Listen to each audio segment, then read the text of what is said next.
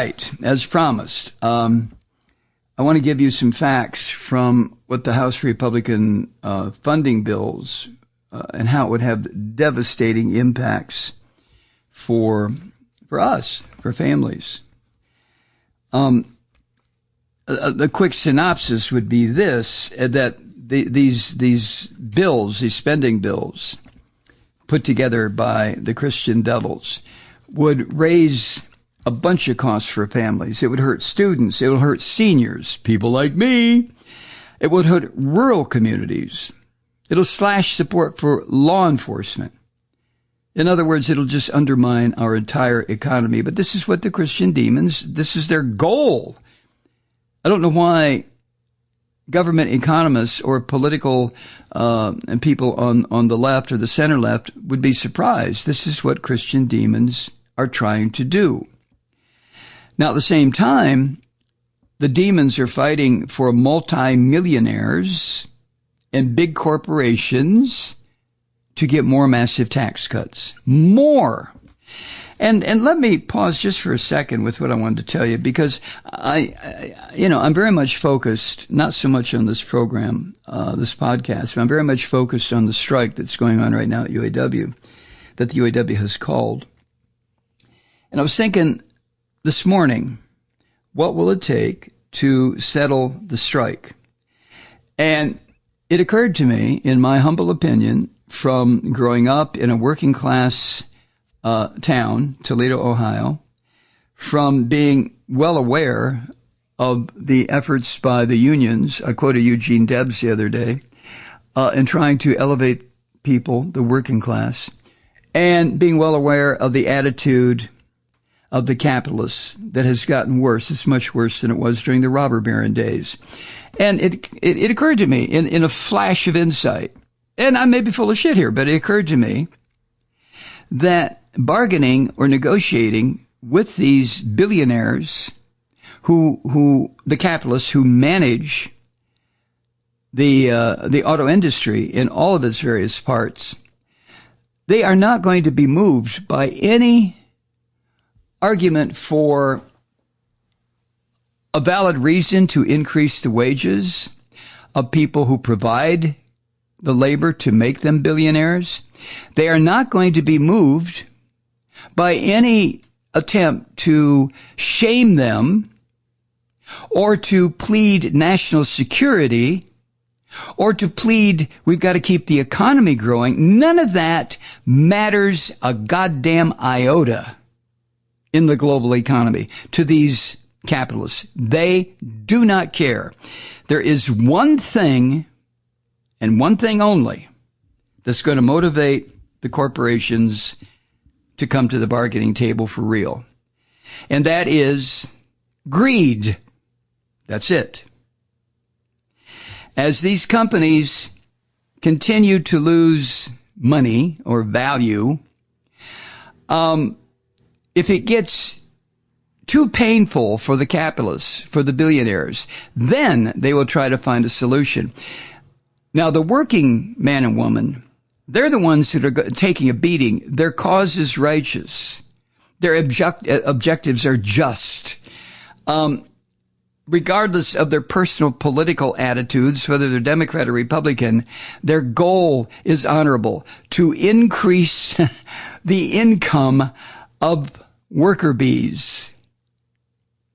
And I think Sean Fain understands that the only thing that's going to bring these son of a bitches to the table to bargain is greed.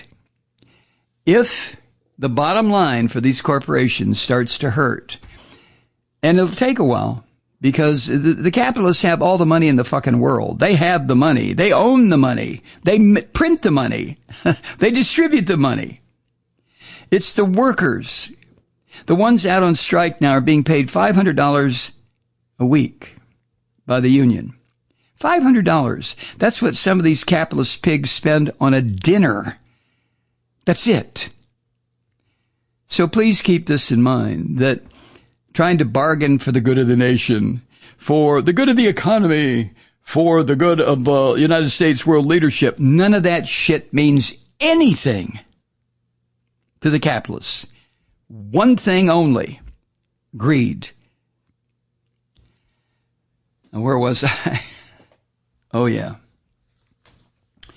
Yeah, the Republicans are pushing for more massive tax cuts for the multimillionaires and the billionaires and the big corporations. Earlier this year, Joe Biden and congressional leaders reached a bipartisan budget agreement. And that agreement averted a first ever default. Remember that? Where we were told over and over by legitimate media in this country and legitimate politicians that if we didn't pay our bills, we were in deep shit. So this bipartisan budget agreement was reached, and it averted a first ever default, and it protected the economic growth that was going on because of Biden's policies, which I don't understand why the American public is not aware of. Anyway, in that agreement, Biden, House Democrats, Senate Republicans, they're all standing by this promise that they all made. Unfortunately, the little puppet McCarthy and the Christian devils loose in the U.S. House are ignoring the agreement they passed. But this is what Christian devils do. They lie, cheat, and steal. They don't give a fuck. What do we make an agreement? Oh, screw that. And instead, they are demanding these extreme partisan appropriation bills that, well, it destroys the promise they made to the public. And what they're trying to do is gut the key investments in the American people. Now, the Christian demons are claiming that these cuts are about fiscal responsibility, which is what they always say, right? But they're not. Not only would their bills add at least another $100 billion to deficits over 10 years by making it easier for the wealthy and the corporate tax cheats to continue to cheat and take money and food and medical care away from the rest of us. But in addition to that, the House Christian devils are separately pushing corporate tax giveaways more that would cost another $500 billion if it's made permanent, including, get this, at least $30 billion in retroactive tax cuts for investments that companies made last year. You know, these son of a bitches are not glomming enough money out of this country, out of this economy. Like I mentioned a second ago, they control the money, but they want to make it appear as though this has to be done legally. Oh, bullshit.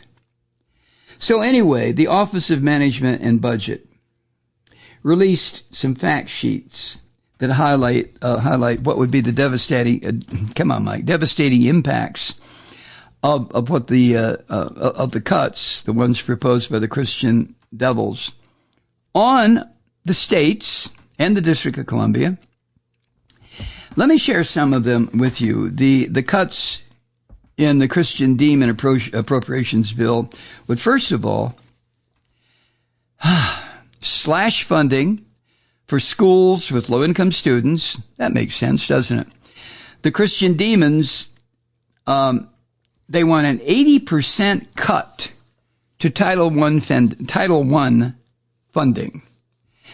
And that cut would impact 26 million students in schools that teach low-income students by forcing a reduction of up to 226,000 teachers. Yep. You know, an educated person is a person who resists religious bullshit invariably. So the first thing you want to go after the courts, is education. Next, the Christian devils want to eliminate tens of thousands of preschool slots. They want to cut Head Start to the point that it would mean as many as 82,000 kids would lose access to Head Start preschool, which has the ultimate effect of undermining their future education. It leaves fewer children ready to enter kindergarten, fewer kids ready to learn, and it makes more difficult for for parents to join the workforce. Head Start serves a dual purpose, as we all should know. It provides a daycare setting for working parents, plus it gets little kids ready for more formal education. Next, the Christian Devils want to slash the funding for law enforcement. I think the reasons for that are obvious.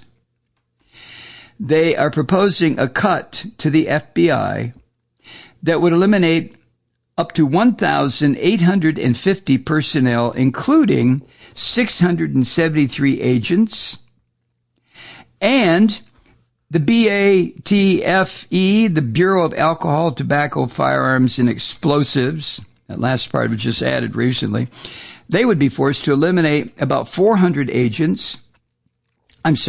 positions, including 200 agents. And the Christian Demons bill also cuts funding for U.S. attorneys by about 12%, which would eliminate about 1,400 positions. You see, you don't need this fact sheet to know that the Christian Devils are trying to destroy law enforcement in this country, legitimate law enforcement. I'm not talking about these racist pig goddamn cops that beat people up or shoot people dead. I'm talking about legitimate law enforcement going after mostly white-collar criminals, so-called politicians. See, the Christian Devils want law enforcement removed to make it easier for them to lie, cheat, and steal.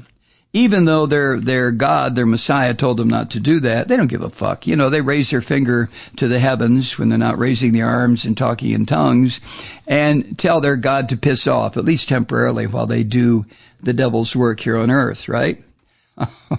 Malloy. Jesus. Also, the Christian Devils want to raise housing costs for tens of thousands of people. Their cuts would raise housing costs by eliminating funding for housing choice vouchers. You ever heard of that? I never heard of that until I saw this fact sheet. Those vouchers would go to 20,000 households, including about 6,000 households that are headed by seniors. And in addition, a nearly 70% cut to the Home Investment Partnership Program. And that would result in 20,000 fewer affordable homes being constructed or rehabbed or purchased in communities across the country. So not only do they want to destroy education, they want to make more people homeless. Moving right along, the Christian Devils want to slash critical job training and workplace development programs. Their proposal would result in 500,000 fewer people getting job training and employment services. Now, those cuts would deprive businesses of the skilled workforce that the businesses need to thrive, and the cuts would cut off workers' pathways to good jobs. You see, the combination of Christian demons and Christian fascism and political fascism is to reduce the population to sniveling, hungry, uneducated proles who can, well, go back and read 1984, who can be beat into submission, who can be handed their victory cigarettes and their victory gin and told to worship Big Brother. In this case, for the time being, it's the Antichrist, Donald Trump. But again, an educated, employed, comfortable workforce, middle class, whatever you want to call us, is anathema to these Christian devils. They don't want any part of that. Oh, no. Hi, Truth Seekers. Mike Malloy here. You know, the Progressive Voices Network brings you commercial-free commentary from today's leading progressive radio hosts and pundits, like me, Mike Malloy, 24 hours a day. I'm not your typical old guy from the 80s or the 90s talk radio host, and Progressive Voices is not your typical talk radio network. It's a listener-supported nonprofit with no corporate control whatsoever over our broadcast. So hosts like me, Mike Malloy, are free to rant and scream and carry on about whatever we like. We're often controversial, but we're never boring. Weeknights, 9 p.m. in the East, 6 p.m. in the West on the Progressive Voices Network. Always progressive, always on. I'm Mike Malloy. Keep it lit.